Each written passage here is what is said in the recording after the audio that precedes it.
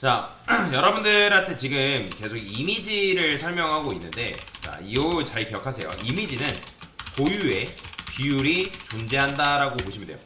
그러니까 여러분들이 너비 높이를 주지 않아도 이미지가 기본적으로 가지고 있는 고유의 비율이라는 게 있거든요. 비율.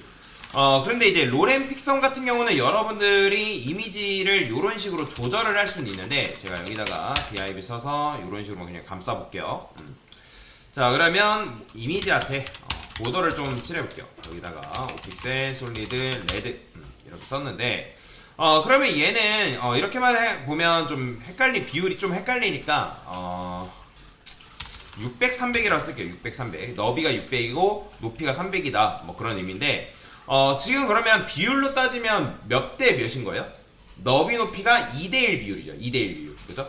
자, 2대1 비율을 가지고 있기 때문에 여러분들이 이제 이 녀석 같은 경우는 너비 또는 높이 둘 중에 하나만 건드려도 이미지의 비율이 변경된다라고 보시면 되거든요.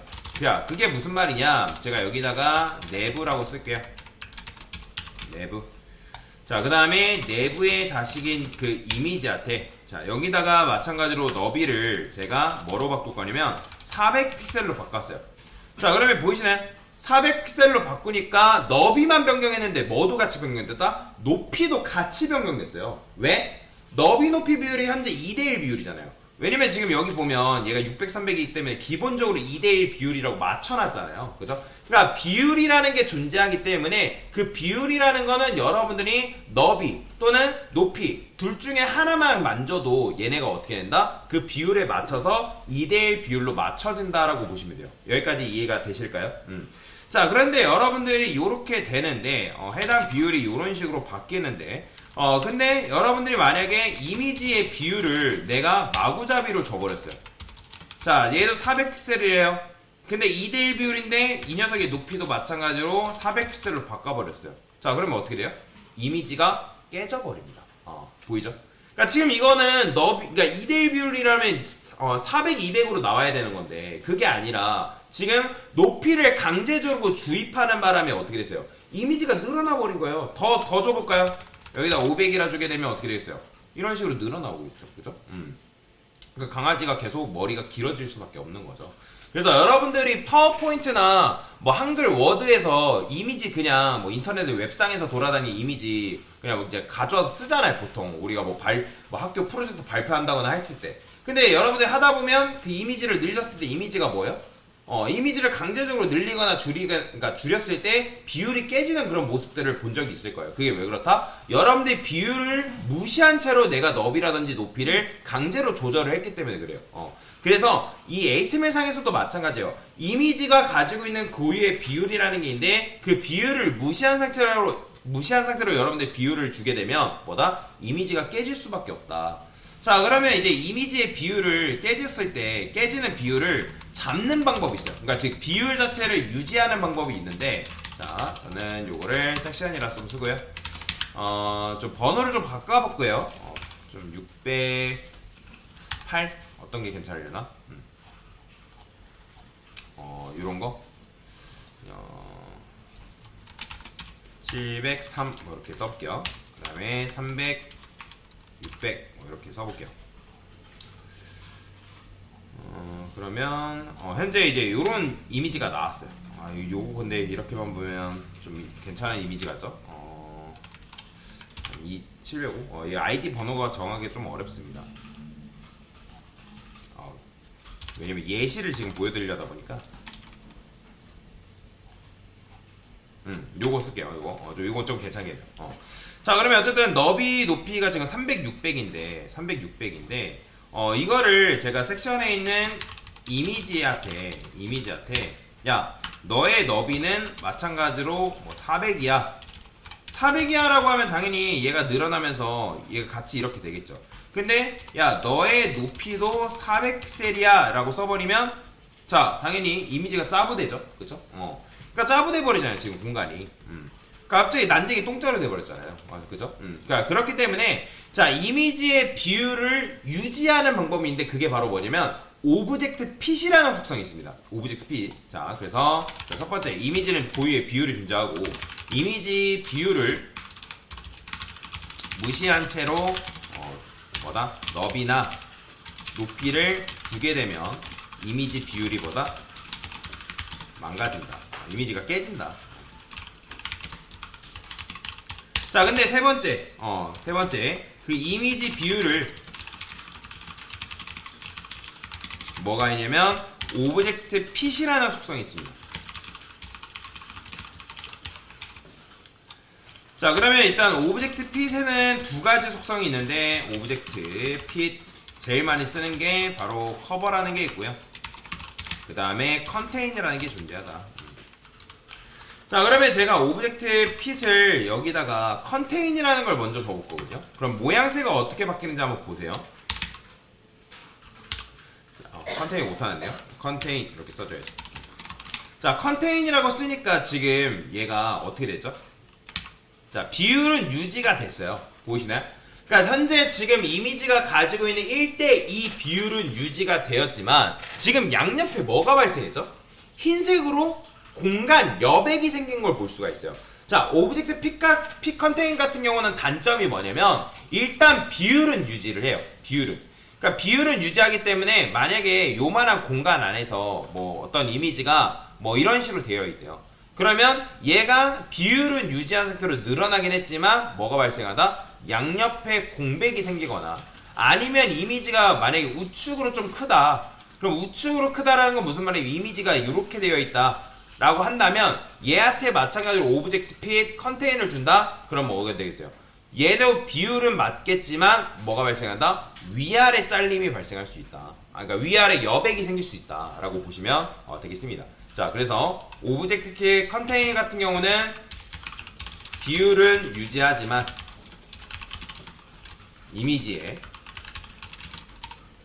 좌우 그 다음에 위아래 여백이 발생할 수 있다.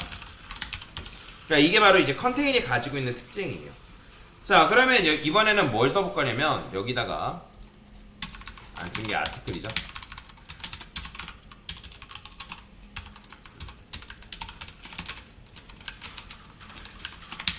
이렇게 썼어요. 자, 그러면 얘도 마찬가지예요. 여기도 이제 이렇게 되어 있는데 얘도 똑같이 제가 비율을 좀 망가뜨려 볼게요. 500. 자, 그러면 얘가 이렇게 나오겠죠. 근데 이거를 여러분들 커버로 바꿔볼게요. 커버. 자, 커버로 바꾸니까 어떻게 됐죠?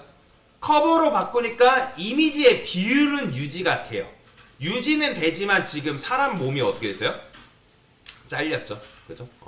그게 무슨 말이냐면 오브젝트 핏 커버 같은 경우는 커버라는 게 뭐예요? 우리가 뭐 채운다, 커버한다, 뭐 그런 의미를 가지고 있잖아요. 그죠? 뭐 커버한다가 이제 영어긴 하지만 자, 하여튼 이런 식으로 뭐 덮는다, 뭐 그런 의미인 건데 여러분들이 이미지 오브젝트 핏 커버라는 속성을 주게 되면 얘가 뭐가 발생하냐면 이미지의 비율을 유지하려다 보니까 자, 지금 공간은 이만한데 이미지가 만약에 위아래 이런 식으로 되어 있었어요. 위아래 원래는.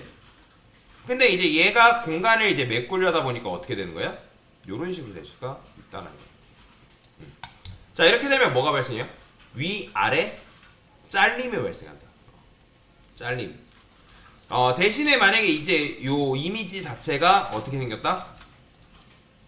요렇게 생겼다. 그러니까 좌우로 긴 게 아니라 위아래 길다 라고 한다고 하면 얘는 어떻게 잘릴 수가 있냐면 지금 얘는 위아래가 잘린 거잖아요. 그죠? 위아래가 아니다 잘못 설명드렸어요. 이거는 좌우가 길다. 그러니까 좌우가 길다고 하면 얘도 마찬가지로 이미지가 길어지니까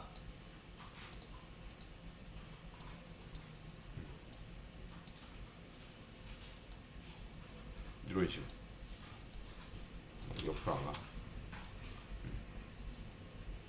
됐다. 자, 그래서 얘도 마찬가지로 이미지의 비율을 유지했지만 뭐가 발생한 거예요? 양옆에 잘림이 발생한 거예요. 양옆에. 그래서 오브젝트 핏 커버 같은 경우는 뭐다?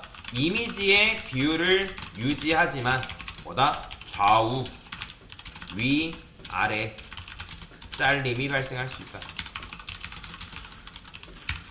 이런 식으로 이런 식으로 여러분들이 정리를 하시면 된다.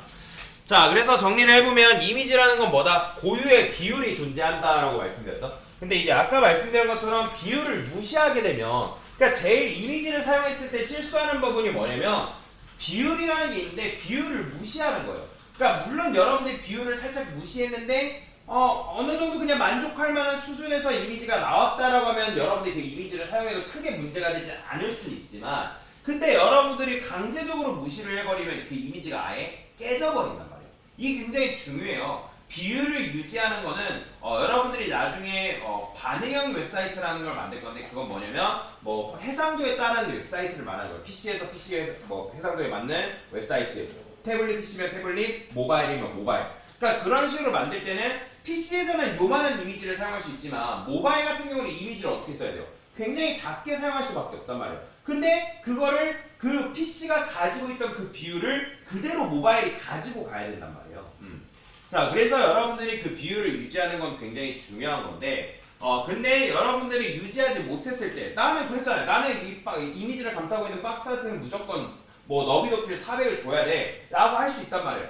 그러면 어쩔 수 없이 여러분들이 어떻게 해야 되겠어요? 이미지 비율이 깨지니까 여러분들 선택권은 두 개밖에 없죠. 오브젝트 P 커버를 주던지 아니면 오브젝트 P 컨테이너를 주던지, 둘 중에 하나의 방식을 이용해가지고 그 이미지가 잘리지 않게끔 작성을 해줘야 된다. 근데 보통은 컨테인보다 뭘 더 많이 쓰냐면 커버를 많이 씁니다. 왜? 그냥 위아래 또는 좌우 살짝의 잘림 상관없다는 거예요. 그냥 중심부나 어떤 내용만 제대로 나와도 성공한 거다 라고 해가지고 이제 보통 오브젝트 P 커버라는 걸 제일 많이 사용한다 라고 보시면 되겠습니다. 대신에 여러분들이 좌우 또는 위아래 뭐 공백이 생기거나 또는 잘림이 생기는 그런 문제는 여러분들이 감수는 해줘야 된다 라고 보시면 되겠습니다. 자, 그래서 이 오브젝트 P 커버와 컨테인에 대한 개념까지 설명을 드린 거다 라고 보시면 되겠습니다. 됐습니다.